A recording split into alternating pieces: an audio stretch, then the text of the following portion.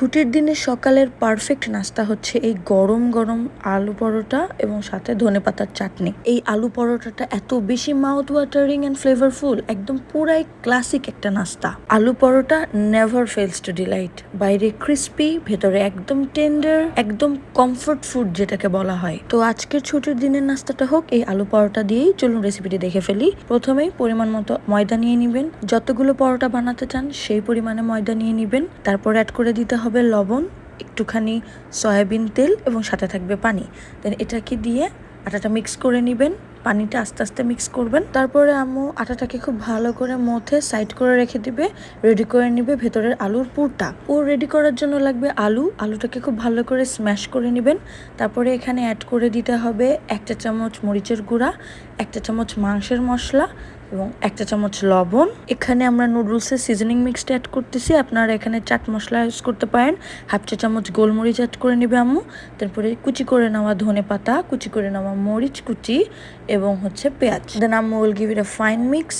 খুব ভালো করে সবকিছু একদম মিক্স করে নিবে। আপনার এই পুরের উপরে ডিপেন্ড করবে আপনার আলু পরোটার টেস্টটা। তারপর এখন পরোটা বানানোর পালা। এবার আম্মু এখানে এটাকে ভালো মতো দলে নিয়ে একটা নাইফ দিয়ে পিস পিস করে নিবে। মানে আম্মু হিসাব করে নিয়েছিল যে কয় পিস পরোটা বানাবে সেই হিসাবে। আপনারা আপনাদের মতো সাইজ বড় ছোট করে নিতে পারবেন। এবার আম্মু 1 পিস আটা নিয়ে এটাতে হচ্ছে খামির তৈরি করে নিবে।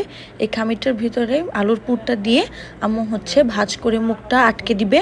দেন এটাকে আবার বেলে নিতে হবে আস্তে আস্তে আলতো করে। এই স্টেপগুলো হচ্ছে বেসিক, আপনারা সবাই জানেন। একটু আটা দিয়ে একটু আস্তে আস্তে করে বেলে নিতে হবে, কারণ এর ভেতরে তো আলুর পুর থাকবে। বেশি চাপ দিলে আলুটা কিন্তু বাইরে বের হয়ে যাবে। তারপরে এটাকে একটু সামান্য পরিমাণে সয়াবিন তেল দিয়ে ফ্রাই করে নিতে হবে।